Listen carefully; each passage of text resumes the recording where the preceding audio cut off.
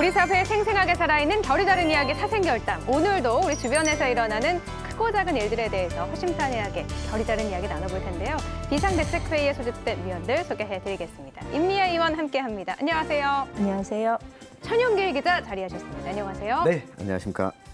이제는 특별 일일 위원이 아닙니다. 뭐 고정이 되신 것 같은데요. 유일승 편집장 함께합니다. 안녕하세요. 네, 반갑습니다. 네. 이렇게 박수가 나왔어요. 고정되신 거 축하드리는 박수. 민망합니다. 네, 그리고 특별 일일 위원도 한 분 나오셨습니다. 소개해드릴게요. 영주시의회 우충무 의원 함께합니다. 안녕하세요. 안녕하세요. 네, 안녕하십니까. 반갑습니다. 예.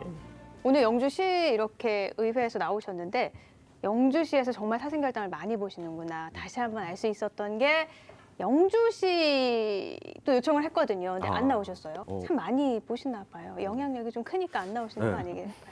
왜 안 나오셨지?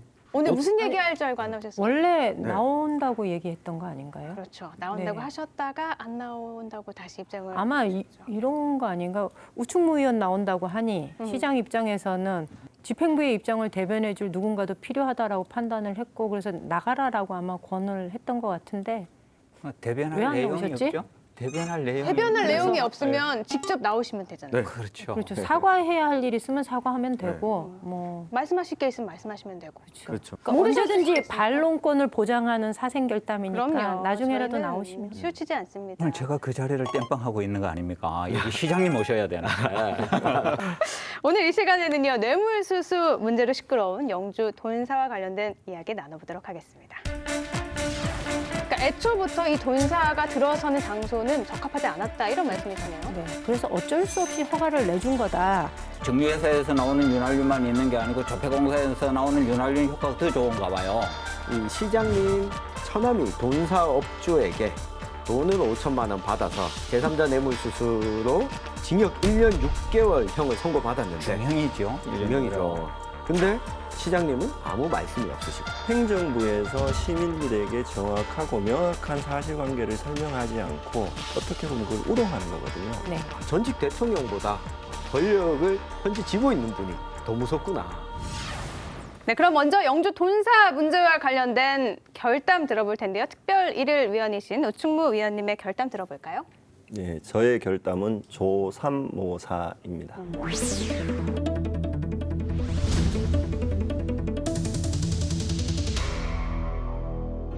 조삼모사. 확 와닿았어. 왜 그렇게 하셨죠? 이 돈사에 대한 문제의 정답은 아마 다 아시다시피 전량위탁 처리를 하는 부분일 건데 그 전량위탁 처리 방식을 이렇게 저렇게 꾀를 부려서 시민들한테 거짓을 알리다 보니까 지금 현재 이런 문제들에 직면해 있다고 생각을 합니다. 말씀하신 것처럼 2012년부터 계속 허가가 나지 않았잖아요. 그런데 갑자기 준공 승인 방침을 바꾸면서 허가를 했어요. 참 여러 가지 일이 있었죠. 예. 2012년부터 시작이 됐던 일이라서 네. 뭐 시민들께 아니면 여기 또 청취자분들께 이 내용을 다 좀 먼저 설명을 좀 드렸으면 합니다. 네네. 예. 2012년 11월에 본사 신축을 위한 건축허가 신청이 시작이 되었고요. 2014년 2월에 건축허가 신청을 영주시에서 반려를 했습니다. 그 반려한 이유는 집단 민원 발생 그리고 또 상수도 보호구역 인근에 본사를 입지시킨다는 것은 불합리한 부분이 있어서 이 허가가 반려가 되었고요. 네. 여기에 2014년 3월에 이 건축주가 대구지방법원에 소송을 겁니다. 소송을 걸어서 1심, 2심, 3심에서 대법원까지 가는 3심에서 영주시가 패소를 하게 돼서 거기에 대해서 이 허가까지 나는 그런 절차를 걷게 되는데요. 네.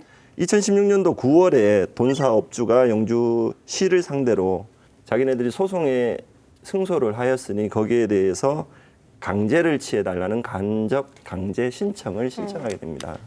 하지만 이 부분에 기존의 가축 분뇨 배출 시설 처리 방식인 전량 위탁 방식이 아니고 분과 요를 별도로 분리해서 처리하는 방식이 채택이 되었기 때문에 그 부분에 대해서는 보완 요청이 들어가는 등의 이유로 기각이 됩니다. 네.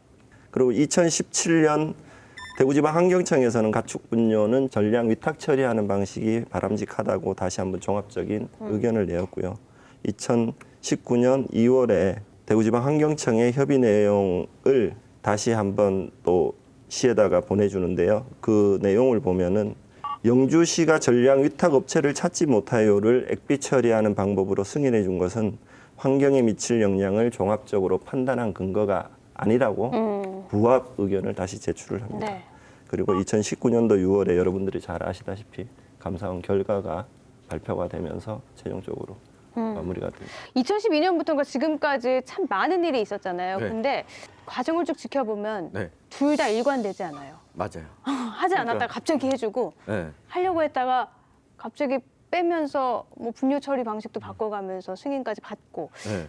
도대체 왜 이렇게 한 건지 하나하나 짚어봐야 되는데 시민단체 반응, 시민들 어떻게 받아들이고 있어요? 사필 기정이지요, 뭐. 시민 지금 그런 거 허가가 준공 허가에 대해서는 보류 입장 아닙니까? 사필 기정이라고 봐야 되죠. 그 과정들을 보면은 영주시장 천암 건 아무개 씨, 그다음에 다른 업자 한 아무개 씨, 또 건축업자 이 아무개 씨 이런 사람들이 얽히고 설키고 현금 5천만 원이 오고 가고 이런 거에 대한 형이 확정돼 가지고 있지 않습니까? 2심까지 이제 최종심만 남겨놓고 있는데 그다음에 거기에 관계했던 공무원들이 감사원으로부터 징계 의결 됐단 말입니다.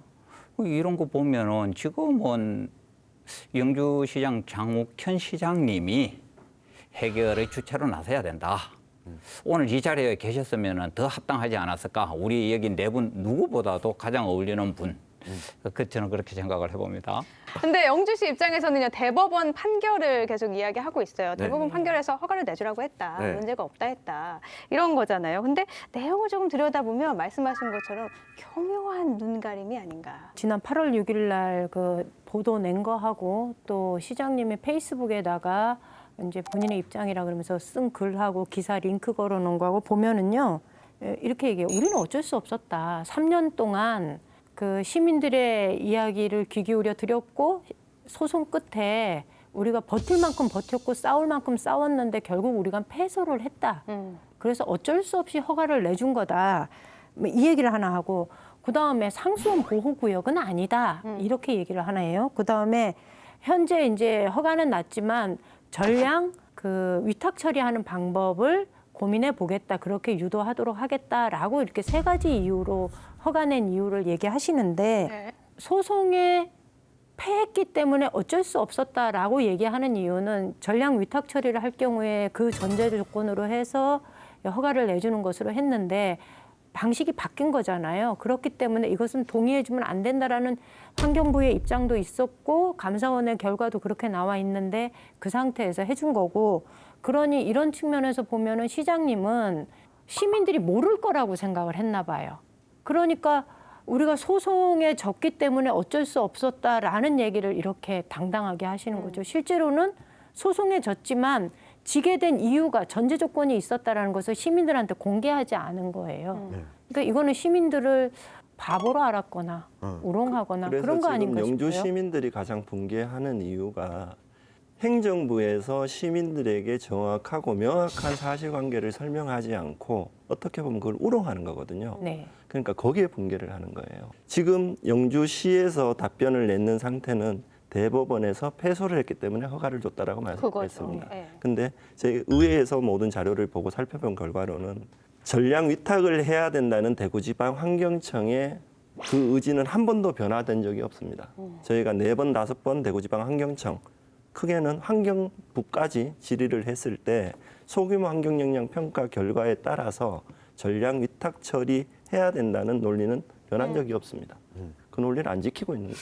판결문을 읽어보면서 사실은 이게 법원에서는 전량 위탁 처리를 하면 이 지역의 상수원 보호구역 지역에 아무런 피해가 없을 거라고 판단을 했던 것 같아요. 그런데 실제로 농가 입장에서 우리 같은 사람들이 보기에 네. 문제가 없는 게 아니에요. 전량 위탁 처리한다 그래도 문제가 뭐냐면 제가 도면을 봤는데 도로가 어떤 데는 2m, 2.5m 폭이 이 정도예요. 6m인 경우도 있어요.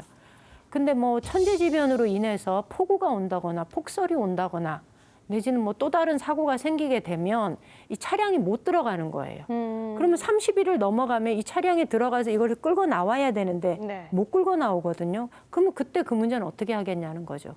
대표적인 경우가 구제역이 발생을 했잖아요. 최근에 몇 년 전부터 뭐 계속 구제역이 생겼을 때 제일 먼저 제동이 걸리는 게 뭐냐면 축사를 출입하는 차량에 이동 대해서 제한. 이동 네. 제한이 걸려요. 그러면 구제역이 발생하면 그쪽에 차가 못 들어가는 거예요. 그러면 그쪽에서 돼지는 그렇다고 구제역 걸렸다고 똥오줌 안 싸는 거 아니잖아요. 계속 싸면 이 문제를 어떻게 처리하겠냐는 거죠. 따라서 그 지역은 애초에 전량 위탁 처리를 하든 분리배출을 하든 관계없이 돈사가 들어서기에는 부적절한 지역이다라고 볼 수 있는 거죠. 그러니까 애초부터 이 돈사가 들어서는 장소는 적합하지 않았다 이런 말씀이시네요. 네. 그러니까 부적합한 것도 맞는데 이제 그 처리 과정들을 보면은 대법원의 판결은 합당했다고 보고요. 그다음에 이제 대구지방환경청하고 소규모 환경 영향 평가에 대한 협의를 갖다가 영주시하고 쭉 해오고 있지 않습니까? 네. 아까 우 의원님이 말씀하신 것처럼 대구지방환경청에서는 불가하다는 답을 계속 보내줘요. 그런데 이제 영주시가 민원인의 이 아픔을 해결해 주려고 하는 건지 뭔지는 잘 모르겠는데 그 의지가 눈물겨워요. 그러니까 말씀하신 것처럼 환경부에도 질의를 하죠. 대구지방환경청에도 끝없이 질의를 한단 말이에요. 그러니까 최종적으로 정리된 게 뭡니까? 관계자들의 구속, 관계 공무원들의 그 징계 아닙니까? 예.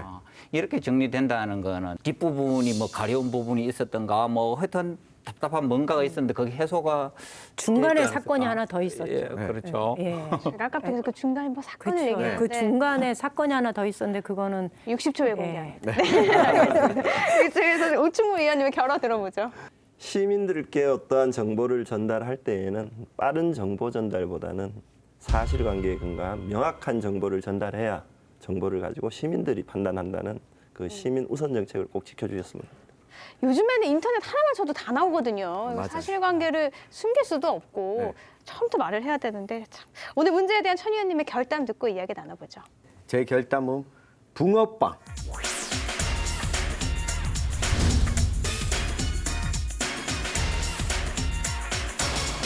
우리 붕어빵 먹으면 안에 붕어가 없잖아요. 네. 네. 영주가 선비 정신을 강조하고 있는데 선비 정신에 선비가 없는 것 같아요.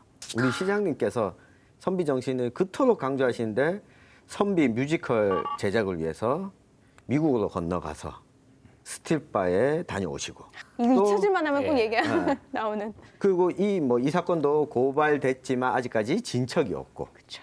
또 이 시장님 처남이 돈사업주에게 돈을 5천만 원 받아서 제3자 뇌물수수로 징역 1년 6개월형을 선고받았는데 중형이죠. 중형이죠. 근데 시장님은 아무 말씀이 없으시고 영주 상수원 보호구역 안에 있는 이 돈사를 둘러싸고 지난해 3월 뇌물수수 사건이 불거졌습니다. 2심까지 간 끝에 법원은 돈을 받은 장욱현 영주시장의 처남 권모 씨에게 제3자 뇌물취득죄로 징역 1년 6월을 확정했습니다. 업자 이 씨가 돈사 허가를 내주도록 영주시장에게 부탁하는 대가로 처남 권 씨에게 뇌물을 준 거라고 법원은 판단한 겁니다. 돈사업자와 영주시장 처남이 제3자 뇌물수수 혐의로 유죄가 확정됐는데도 정작 돈사를 부당하게 허가해준 영주시장은 검찰이 1년 넘도록 조사 한 번 하지 않아 봐주기 수사나 외압이 의심된다고 주장했습니다. 정말로 60초 후에 공개하셨어요. 영주시장 처남이 뇌물수수를 받은 사건. 네. 그것 때문에 지금 이게 우연의 일치예요. 너무 딱딱 들어맞잖아요. 그러니까 이 대법원의 행정소송 판결, 그다음에 간접 강제 신청 여기까지는 굉장히 건강한 행정 절차였다고 저는 시민을 봅니다. 생각하는 절차였죠. 예. 아주 건강한데요. 그런데 이게 이제 결국은 허가 불가로 뻑뻑하게 돌아가지 않습니까? 네. 뻑뻑하게 돌아가니까 제3자 뇌물 공리라는 기름을 쳤어요. 기름 치니까 이게 기름이 들어가자마자 이게 막 일사천리로 돌아가지 않습니까? 이게 이 윤활유가 좋은 게 윤활유가 꼭 뭐 우리가 정유회사에서 나오는 윤활유만 있는 게 아니고 조폐공사에서 나오는 윤활유 효과가 더 좋은가 봐요. 이게 돌아가니까 이제 나왔고 이거에 대한 근거는 간단해요. 그러니까 그 당사자들이 형사처벌을 받았지 않습니까? 그렇죠. 그다음에 그 관련 공무원들이 또 징계를 받았어요. 뭐 징계 받은 것도 또 기름이 들어가서 또 뒤에 뭐 승진도 지대로 또 하셨다는 그런 이야기도 있어요. 그러니까 이게 뭐 서로 좋은 거예요. 뇌물을 받아서 좋고 징계 받았는데 승진하니까 후급으로 들어가서 사무관 되는 건 꿈 아닙니까? 이런 기름들이 있는데요. 근데요, 윤활유가 네. 5천만 원이라는 거고. 근데 이렇게 얘기하면 그 준 업자는 좀 억울해요. 왜냐하면 이 돈을 준 게 네. 2016년 7월 달에 줬잖아요. 그런데 이게 이제 간접강제, 이게 하도 시에서 허가를 안 내주니 법원에다 다시 요청해요. 대법원의 판결을 이행할 수 있도록 간접강제 신청을 그러니까 신청서를 제출을 해요. 그런데 법원에서 이게 패소가 되죠. 네, 패소하잖아요. 그 시기에 이게 패소가 언제냐면 11월이에요. 이때부터 이 그 업자가 이 돈을 준 처남한테 돈을 돌려달라고 요구를 해요. 안 들어주니까. 그렇죠. 윤활제가 작용을 그래서 돈을 못하니까. 돌려달라고 계속 요구를 했고 돌려달라고 하니까 이 처남이 일부를 자기 압수표로 보내주고 아, 또 돌려줬어요. 예, 돌려줬어요. 그러다가 나중에 나머지는 어떻게 줬냐면 이거를 직접 준 게 아니라 다른 사람 통장으로 해서 그 사람 보고 찾아서 이렇게 전해주라 그런 거예요. 근데 이게 제가 판결문을 보다가 너무 이제 재밌는 부분이 있어서 네. 잠깐 읽어드릴까요? 네, 알려주세요. 이거 길어도 자르지 마세요. 이거 제가 이 땡땡으로 할게요. 그 업자예요. 업자가 직접 말한 내용인 거죠. 업자가 그러니까? 시장님한테 문자를 보낸 거예요. 2018년 2월 1일 장욱현 시장에게 시장님 저 이 땡땡입니다. 시장님 무슨 업무를 이렇게 처리하세요? 제가 시장님실 오라 그래서 시장님이 물심양면으로 도와달라고 해서 예 하니까 처남 좀 만나보라고 해서 만나니까 시장 캠프에 돈이 필요하다고 해서 얼마가 필요하냐고 하니까 5천만 원을 요구해서 주었어요. 깨끗하게 돌려주던지 3천만 원은 자기 압수표 주고 왜 친구 통장으로 2천만 원 보내서 전해주라고 해서 사람 이렇게 난처하게 만들고 하십니까? 이렇게 문자를 보낸 거예요. 네. 그다음에 2월 9일 날 처남한테 다시 문자를 보낸 거예요. 선배님 저 이 땡땡입니다. 식이 만나니까 식이 통장으로 돈을 2천만 원 송금해서 기영에게 전해주라고 했다는데 그 돈을 내 계좌로 보내주든지 안 그럼 현금을 찾아서 나에게 전해주든지 그렇게 하세요. 왜 아무 상관도 없는 이 통장으로 보냅니까? 그러면서 자기 통장 번호를 찍어줍니다. 네. 그래서 그날 2천만 원이 들어와요. 통장으로 들어옵니다. 그리고 그 과정들이 이렇게 쭉 나와 있는데 저는 놀라운 건 이런데 장욱현 시장님이 전혀 조사를 받지 않아요. 아니 지금 보면 시장실로 불렀고 처음부터 끝까지 시장님이 나와요. 그러니까 2016년에 이 업자가 시장님을 먼저 찾아갔다고 법정에서는 증언을 했거든요. 진술을 예, 했죠. 진술을 했어요. 찾아갔더니 처남 한번 만나봐라 라고 이야기를 했고 그래서 처남과 이 돈사업자는 잘 아는 사이가 아니었는데 그렇죠. 아는 사이가 아니야. 잘 아는 사이가 아니었는데 만나서 술도 한잔하고 밥도 먹고 친해지고 그러다가 갑자기 같은 차를 타고 가다가 봉투를 이렇게 줍니다. 여기에 5천만 원이 들어있었던 거였고 이 검찰에서 진술한 거 보면 부탁한다 라고 했는데 장욱현 시장의 처남은 이렇게 진술해요. 그 돈이 이 목적일 거라고는 이야기를 듣지 못했다. 다만 여기서 한 가지 더 여러 번 조사를 받으니까 이게 말이 막 나올 거잖아요. 네. 이 돈을 5천만 원을 내 혼자 다 쓰라고 준 것 같지는 않았다. 어. 그러면 뭐 때문에 좋겠어요. 이게 본인이 공무원이에요? 아니잖아요. 근데 그러니까 여기서 그냥 도와주라가 아니고 키가 있어요. 물심양면. 물심양면으로 도와주라는 거 아닙니까? 그 물심양면으로 이야기를 도와주라. 빼면은 그러니까 의미 전달이 잘 안 되는데 물심양면으로 도와주라 하니까 그 소형차에서 경차입니까? 경차에서 네, 경차에서. 이 그거 뭐 5천만 원이 5천만 원 끔값입니까? 차값보다 더 게다가 비싸요. 모닝이었는데. 여기에 엮여 있는 게 뭐냐면 이 돈사업자 한 이모 씨는 영주에 있는 한 마을의 이장 출신이었어요. 그래서 이 사람과 이 서울에서 내려온 업자가 같이 동업을 해서 돈사를 짓자고 하게 됩니다. 근데 이 처남에게 줄 5천만 원을 만들기 위해서 네. 이모 씨가 공동 동업자에게 하나무개 씨. 우리가 이거 추진하는데 돈이 필요하다. 이 뇌물이라고 이야기하지 않고 빨리 돈을 좀 5천만 원 만들어 달라라고 이야기해서 이 사람은 5천만 원 만들어줬고 이 돈이 이렇게 간 걸 뒤늦게 또 알게 된 거예요. 동업자인 하나무개 씨는 또 알게 된 거죠. 어. 그러니까 이 돈이 흘러간 정황을 보면 다 나오는 거죠. 이 처남에게 돈이 어떻게 흘러 들어갔는지 그리고 장욱현 시장을 만나러 갔다는 진술과 장욱현 시장에게 문자 메시지를 보낸 것까지 다 있는데 시장님이 안 나오신 거죠. 조사도 안 받았어요. 조사도 안 받았습니다. 근데 이게 제3자 뇌물수수가 됐던 게 영주시장과 처남이 통화도 뭐 한 달에 평균 30차례 이상 그렇죠. 하고. 그러니까 제가 볼 때 일종의 집사 같은 역할을 한 것 같아요. 제일 중요한 건 그거예요. 계속 말씀하셨지만 장욱현 영주시장에 대한 조사가 이루어지지 않았다. 네. 왜일까요? 그러니까 이거는 이제 우리가 조급증을 내서 그런데요. 형사 판단이라는 게 그렇지 않습니까? 아직 대법원 최종 판결이 남아가지고 있으니까 대법원 최종 판결이 나면 제3자 뇌물 취득죄로 최종형을 받았는데도 불구하고 수사당국에서 이제 장욱현 시장을 수사를 하지 않는다. 그러면 수사당국이 수사를 받아야 되는 그런 일이 생길 수도. 근데 갑자기 궁금한 건요. 일반적으로 이렇게 끝까지 갈 때까지 연관이 있는 사람 조사를 안 하나요? 그렇죠. 네. 제가 그 이제 장욱현 시장님은 일반적인 분이 아니시잖아요. 그렇죠. 공인이라고 하죠. 네. 공인. 그리고 뭐 시장님이시기도 하고 올 초에 그럼 더 조사를 해야죠. 고발당한 건 네. 영주 네. 영주 지역구 국회의원님 그렇죠. 이 최규 의원과 함께 고발당한 뇌물수수 공여 혐의에 대해서도 지금 아직까지 조사가 이루어지지 않고 그렇죠. 있어요. 고발인 조사도 안 이루어졌기 네. 때문에 이게 언제 될지 잘 모르겠습니다. 너무 바쁜가? 아마- 시기할 수가 없는데. 내년 총선이 끝나야지 조사가 이루어질라. 근데 이렇게 조사가 안 이루어지니까요. 정의당, 네. 경북도당 또 영주시민단체가 장욱현 시장 고발을 했잖아요. 네. 정의당 경북도당과 영주 지역 6개 시민단체가 장욱현 영주시장을 검찰에 고발했습니다. 혐의는 뇌물수수죄. 최근 감사원 조사에서 부당하게 허가됐다고 판명난 문제의 돈사와 관련해서 돈사업자와 영주시장 처남이 뇌물을 주고받아 유죄가 확정됐는데 장욱현 영주시장이 이 뇌물수수 과정을 사전에 인지했을 가능성이 크다는 겁니다. 이건 앞으로 어떻게 될까요? 근데 앞에서도 이야기했지만 고발했다고 해서 검찰이 바로 수사를 수사하진 않아요. 하진 않거든요. 안 그래도 지금 현재 전국적으로는 가장 이슈가 되고 있는 부분이기도 하죠. 검경 수사권 조정, 예, 검찰 개혁 문제가 걸려 있는데 검찰이 사건을 쥐고 있으면 수사를 할지 말지 언제 할지 다 검찰이 결정하기 때문에 뭐라고 말씀을 못 드리겠어요. 이 고발했으니까 빨리 수사할 겁니다.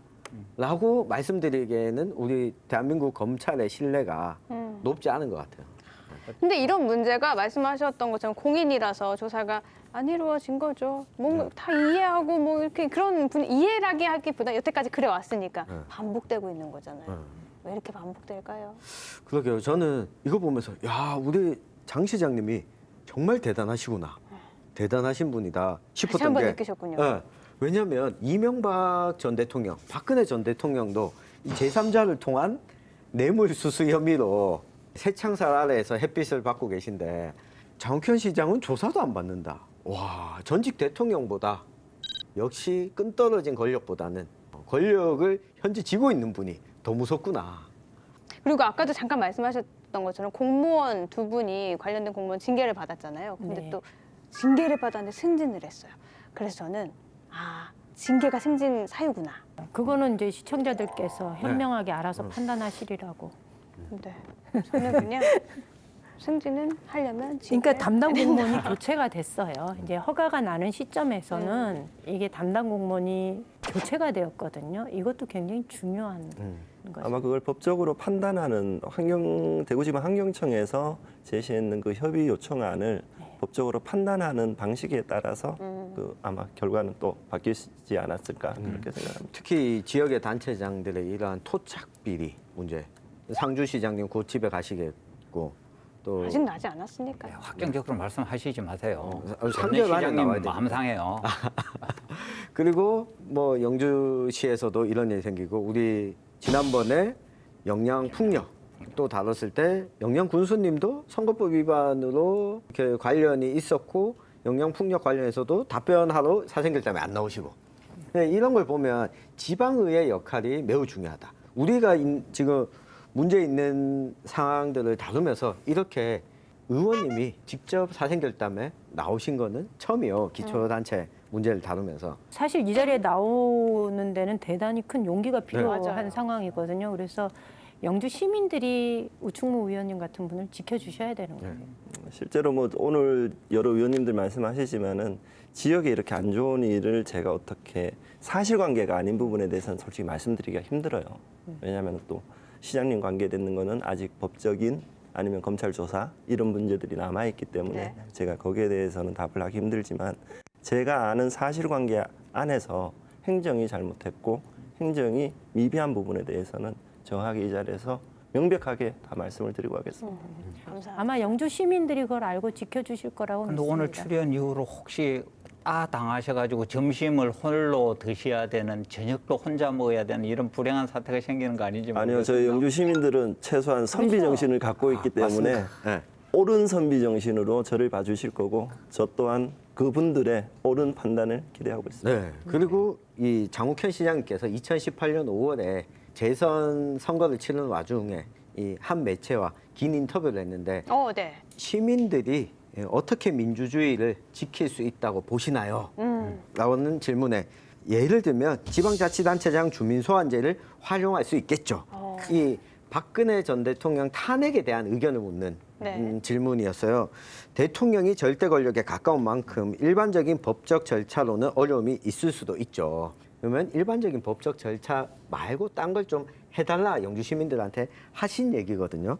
그리고 어쨌든 일반 국민이나 대통령이나 같은 기준에서 법적 판단을 받아야 되는 게 맞다. 그렇게 받아야 된다. 그래서 우리 시장님도 검찰 조사에 일반 시민들과 똑같은 기준에서 받고 싶다는 이야기를 1년 전에 본인 입으로 하셨어요. 이 검사분들께서 이 방송을 보신다면 이 시장님이 하신 얘기니까 따라 원하신다고 좀 혹시 좋겠어요. 이렇게 원하신다고. 배려하지 말고 네. 원하는 거니까. 진짜 선비잖아요. 빨리. 그렇죠. 네. 그런데 현실적으로 주민 소환 가능성은 있습니까? 별로 없습니다. 그렇게 크지는 않을 겁니다. 네. 그러니까 자신 있게 주민 소환 제도를 갖다가 인터뷰에서 말할 수 있었던 거예요. 그걸 뭐 대단한 것처럼 말씀을 하세요. 나는 주민 소환 안 당한다라는 그런 자신감. 아니 근데 주민 소환까지 받을 준비가 되어 있으니 그렇죠. 이 정도 조사는 이 충분히 정도 받을 수 있는 조사는 저희가 받으셔도 예천군 의회를 보면서 주민소환제가 실제로 굉장히 쉽지 어렵다라는 않다는 걸 걸. 경험해서 네. 천 의원님의 결어 들어보죠. 내가 만일 깜짝이야. 시장이라면 시민 앞에 사과하겠소. 네, 선비 정신을 보여주십시오. 웃으셔도 돼요. 적응 못하실 것 같아요. 저희는 익숙하거든요. 네. 영주 돈사 문제에 대한 유일순 위원님의 결단은요? 저는 킬러라고 한번 해봤습니다.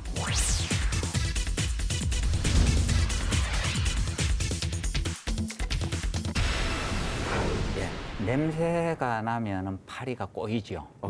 이 냄새가 무슨 냄새일까요? 똥 냄새. 돈 냄새. 그렇죠. 돈 냄새. 그러니까 기자님하고 의원님하고 차이가 그거네. 돈 냄새가 나죠. 그리고 돈 냄새 나는데 꼬인 인간들은 어떻게 해야 된다? 잡아야죠. F킬러를 쳐. 예. 킬러. 네. 일단 킬러로 했습니다. 무서운데요. 굉장히 무서워지는데. 돈사가 들어선 부지도 무서우니까 빨리 알아볼게요. 그러니까 문제는 돈사가 들어선 부지가 아까 적합하지 않다고 하셨는데 상수원 보호구역입니까 아닙니까? 상수원 보호구역은 벗어난 거는 맞습니다. 그럼 벗어났으니까 문제가 없는 거네요. 벗어났지만 상수원 보호구역의 상류이기 때문에 네. 그다음에 이제 가흥치수장이라는 게 있는데 영주에 하고 거리도 7km밖에 안 돼요. 그래서 이제 상류에서 그것도 굉장히 우리 초반에 말씀한 것처럼 일일 발생되는 돼지 오줌의 양이 너무 많아요. 어느 정도 돼요? 그러니까 30톤 정도 되는데 한 달이면 얼마예요? 900톤이지 않습니까? 이게 아까 말씀드린 것처럼 천재지변으로 수거 차량이 못 들어갈 경우에 2달이면은 그거 다 넘친다는 거 아닙니까? 넘쳐서 어디로 가요? 좀 표현이 적절한 건 모르겠는데 돼지똥이 하늘로 올라갈 수도 없고 산 타고 다른 동네로 넘어갈 수도 없고 수계를 따라서 낮은 곳으로 임할 수밖에 없잖아요. 거기에 누가 있다고요? 가흥치수장이 있는 거예요. 그러니까 결국은 영주 시민이 온전히 다 먹어야 된다는 거죠. 그러니까 상수원 보호구역 내에 있다 없다는 말장난이죠. 별로 의미가 없는 그런 이야기고요. 근데 법적으로는 행정적으로는 문제가 그러니까요. 없는 거잖아요. 왜 법을 그렇게 그러니까 이걸 다 퍼낸다는 전제하에서 문제가 없는 거죠. 100% 위탁 처리한다는 조건에서. 그렇게 지금 하겠다고 영주시가 또 이거는 밝힌 그러니까 천재지변이나 사고가 없다는 가정하에 한 거잖아요. 그렇죠. 그러면 대비가 전혀 안 돼 있는 거예요? 아니, 지난번에 그 영주시에서 지금 현재 축산 분뇨 처리장을 그 시설을 하고 있는 걸로 알고 있는데 그게 네. 언제 준공인가요? 이번 9월경에 지금 준공 9월. 예정이고요. 약 한 220억 정도의 예산을 이제 국비를 지원받아서 시범 사업을 하는 겁니다. 지역의 소규모 농가들이 이제 뭐 그 축산 분뇨 여기는 이제 대지에 한해서만 되어 있습니다. 돈료를 이제 처리하는 건데 그 처리 방식이 일일 한 120톤 가량 이제 처리를 할 수 있어요.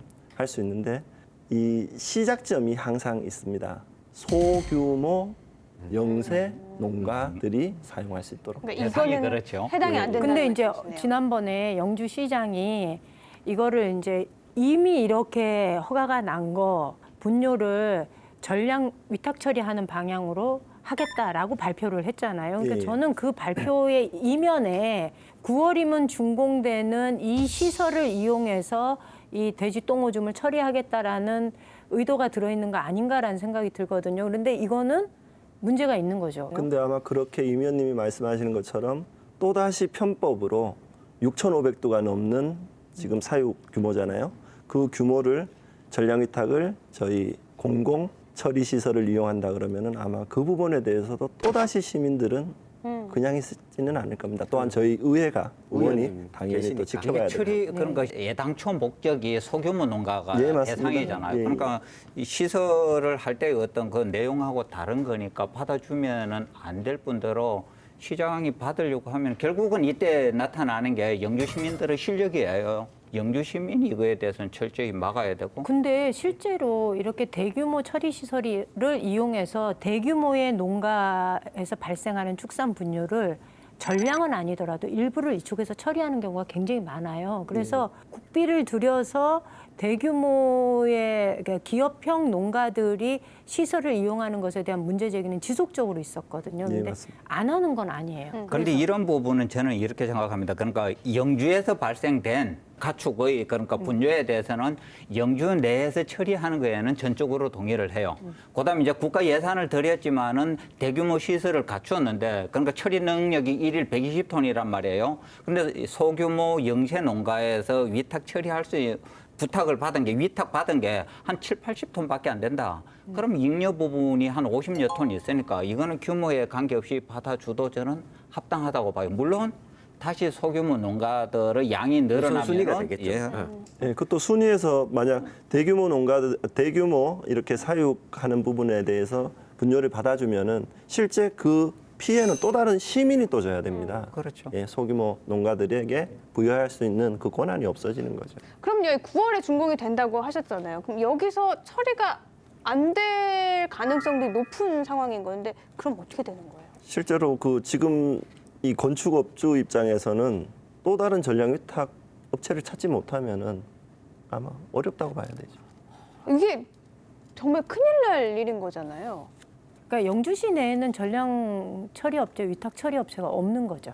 제가 알기로는 이 지역 가축 분뇨 처리 센터 그러니까 공공에 갖고 있는 처리 센터 외에는 개인적으로 처리를 할 수 있는 데는 거의 없는 걸로 개인은 알고 없어요. 있습니다. 다 예, 공공이에요. 맞습니다. 그럼 다른 지역으로 보내야 된다는 말씀이신 다른 거예요? 지역에서도 보내요. 받을 그러니까요. 지역이 없을 받을까요? 거예요. 그러니까 그럼요. 못 보내요. 넘치잖아요. 지금 분뇨가 넘치고 처리 시설은 그러니까 쓰레기하고 같은 상황이에요. 그러니까 이렇게 되면 돼지 입식을 못하게 될 못하- 가능성이 네. 있는 거죠. 네.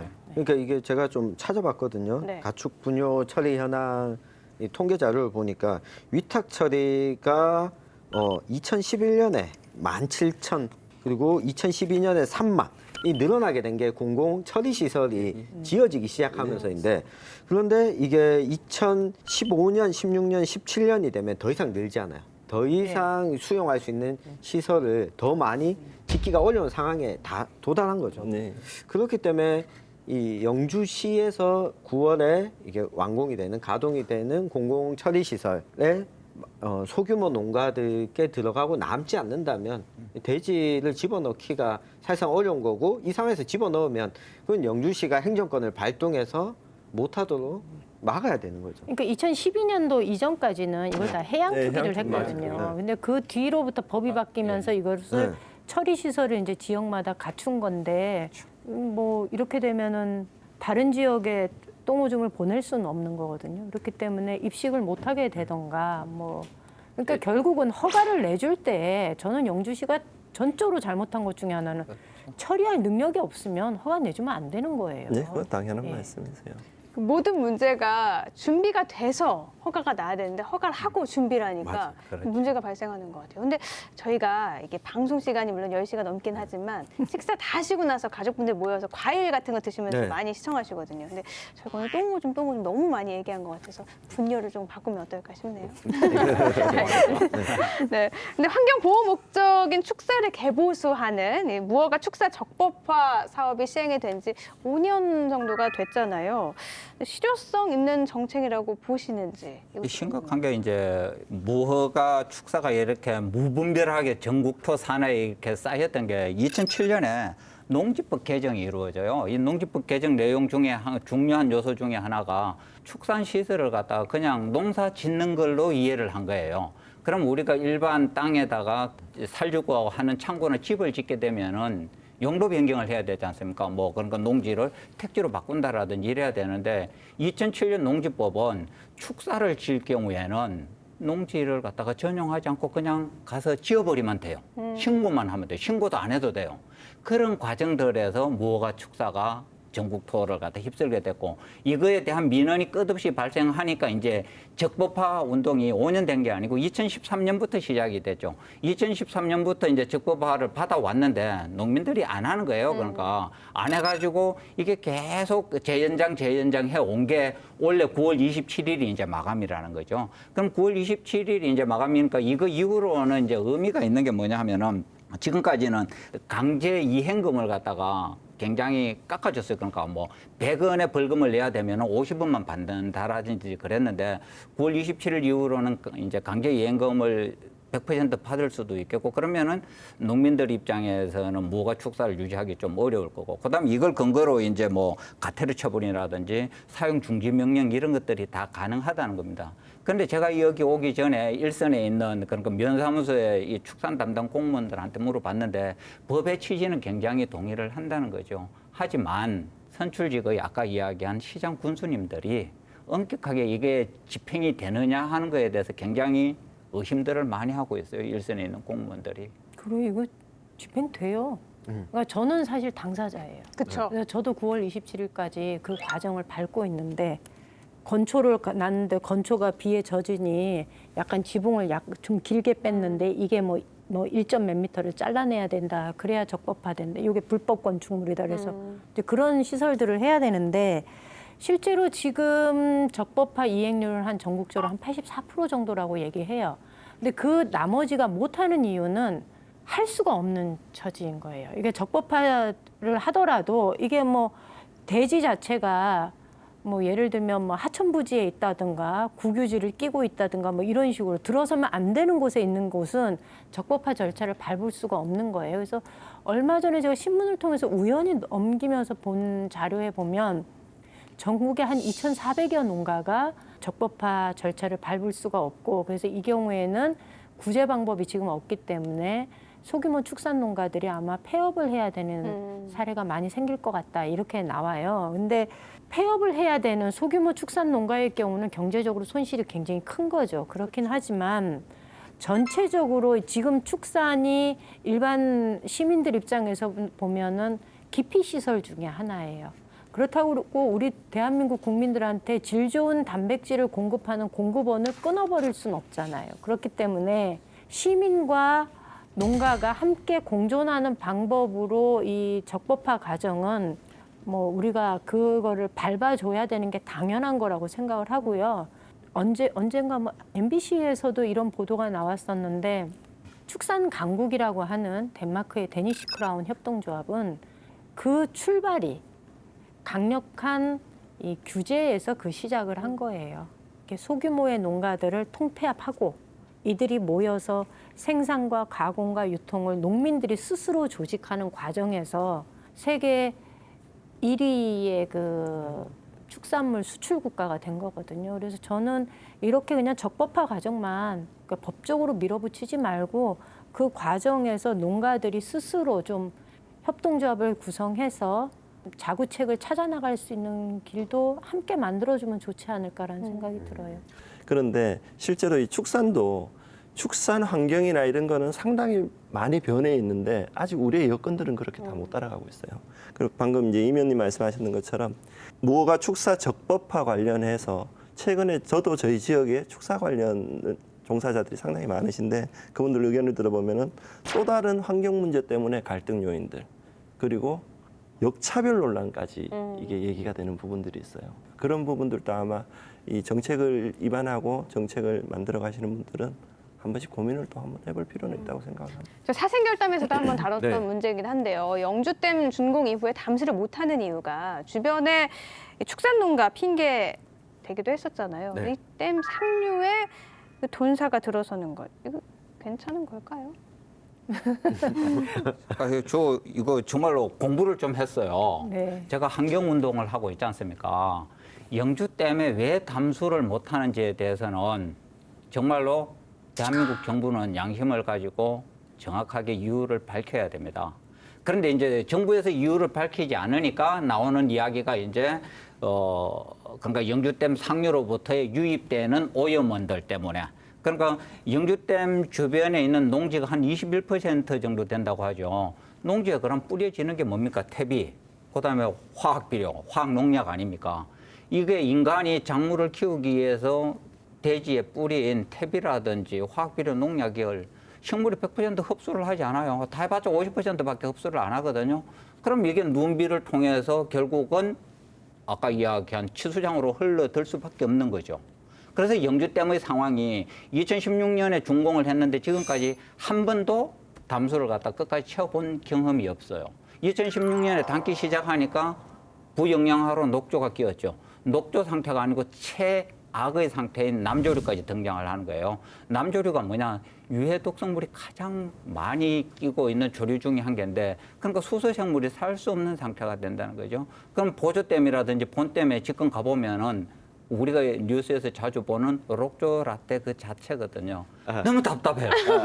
영주댐을 10번도 더 갔는데. 오히려 영주 시민들이 아마 제일 답답할 겁니다. 댐은 만들어져 있는데 채워보지도 못하고 있고 채우려니 문제 생기고 그런 부분들 저도 빨리 해결됐으면 그러니까 여기에 돈사가 들어선다고 하니 의아한 거죠. 이거죠. 이 영주댐 문제도 우리 시장님께서 같이 해결하셔야 되는 문제인데 돈사와 지금 충돌하고 있는 거죠. 이게 과연 5천만 원 때문일까? 네. 의문이 드네요. 설마. 아니길 바라면서 유 의원님의 결과 들어볼까요? 냄새 나는 곳에는 파리가 꼬이는데 누군가는 파리도 잡고 분도 치워야 되지 않겠습니까? 이 누군가가 바로 유권자이고 우리 시민이 바로 누군가라고 저는 생각을 합니다. 역시 그 문제 해결에 가장 중요한 건 많은 분들의 관심인 것 같아요. 관심을 많이 가지면 그 문제 해결은 좀 빨라지겠죠. 마지막으로 영주 돈사 문제에 대한 이미애 의원님의 결담은요? 돼지는 죄가 없어.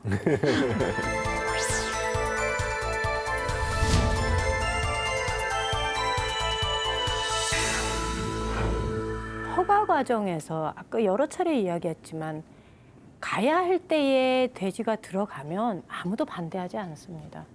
그런데 가지 말아야 할 곳에 가니까 자꾸 이 돼지 문제가 거론이 되는 거거든요. 그래서 우리 축산하시는 분들도 모든 곳을 국민들이 반대하지는 않습니다.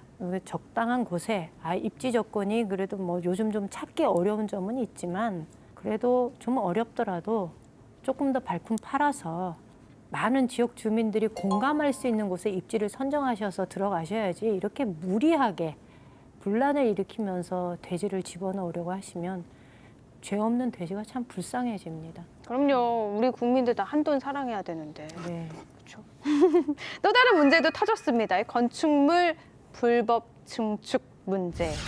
감사원 조사 결과 영주시가 부당하게 허가해준 것으로 드러난 대규모 돈사를 상공에서 찍은 모습입니다. 왼쪽 9개 동, 오른쪽 3개 동으로 모두 12개 동이 가로로 놓여 있습니다. 완공된 돈사는 건축 허가를 받을 때 제출한 건물 배치도와 같아야 합니다. 하지만 실제 지어진 돈사 건물에 허가 당시 제출한 배치도를 대입해봤더니 왼쪽은 건물의 배치와 동 숫자가 같지만 오른쪽은 한눈에도 다릅니다. 세로로 짓겠다는 건축물은 가로로 지어졌고 허가는 2개 동이지만 실제는 3개 동으로 건물이 한 동 더 늘었습니다. 모두 불법입니다. 전사업자는 허가를 받지 않고 진행을 한 거잖아요. 네. 법적인 문제 분명히 있는 거죠. 있지요. 실제로 이렇게 전체 면적의 10분의 1을 넘거나 아니면 50제곱미터를 넘는 경우에는 반드시 설계 변경 신청서를 내야 됩니다.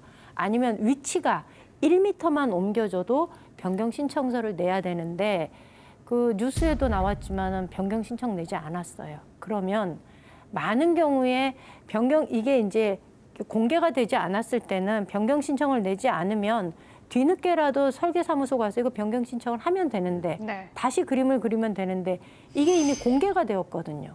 그런데 영주시에서 이런 경우에 그러면 설계도대로 건물을 짓지 않았기 때문에 당연히 밟아야 되는 첫 번째 절차는 고발입니다. 그리고 그에 따르는 업자는 조사를 받아야 됩니다. 그리고 재판을 받아야 되고요.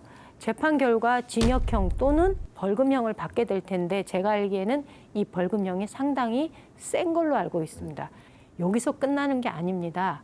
설계해준 설계업자하고 감리업자가 굉장히 큰 징계를 받게 되어 있습니다. 그래서 이 사태가 그냥 이렇게 대충 넘어갈 수 있는 상황이 아니라는 거죠.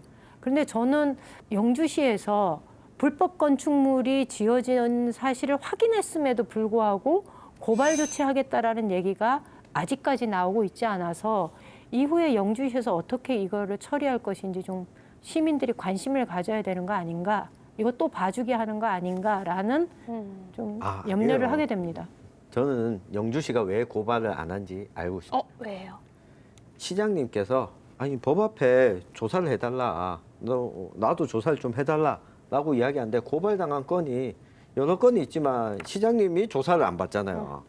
그러니까 고발을 해봐야 의미가 소용이 없구나, 없구나. 소용이 없구나. 천연님 너무 많이 달리시는 것 같아요. 그건 아니고요. 이 부분에는 분명히 방금 임 의원님 말씀하셨는 내용 틀림없는 얘기고요.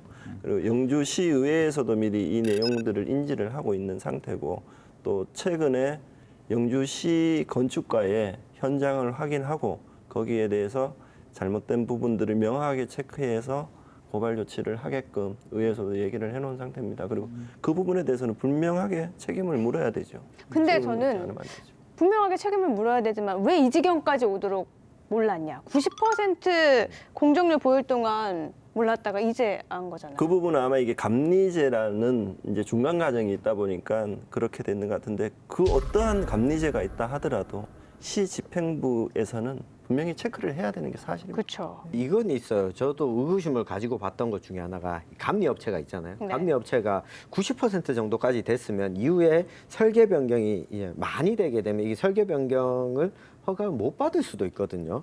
근데 감리업체가 이걸 90% 지어지는 동안 뭐 괜찮다, 이래도 문제 없을 거다라고 판단했던 근거가 뭐였을까, 뭐가 있지 않았을까?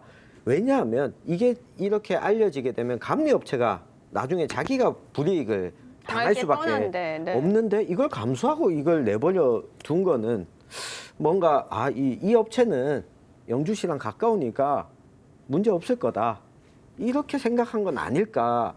앞으로 영주시의 행보를 봐야지 이런 의구심이 사라질 수 있을 것 같아요. 그러니까 감리업체는 충분히 이제 자기들이 변명할 빠져나갈 그런 경우의 수는 충분히 준비를 해가지고 있다고 보고요. 그러니까 위법 부분에 대해서는 이제 영주시가 관여할 일이죠.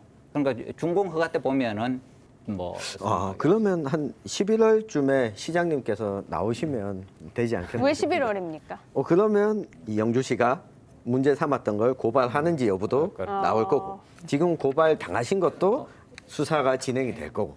11월에 특집을 한번 네. 계획해보는 걸로 하겠습니다. 마무리로 임 의원님의 결어 들어보죠. 사건 전체를 보면서 우롱 혹은 무시 당하는 느낌을 받았습니다. 이게 딱 맞는 말일 것 같다라는 생각이 드네요. 우롱 혹은 무시. 매번 느끼지만 참 답답함이 느껴지는데 처음 나오셨으니까 어떠셨어요?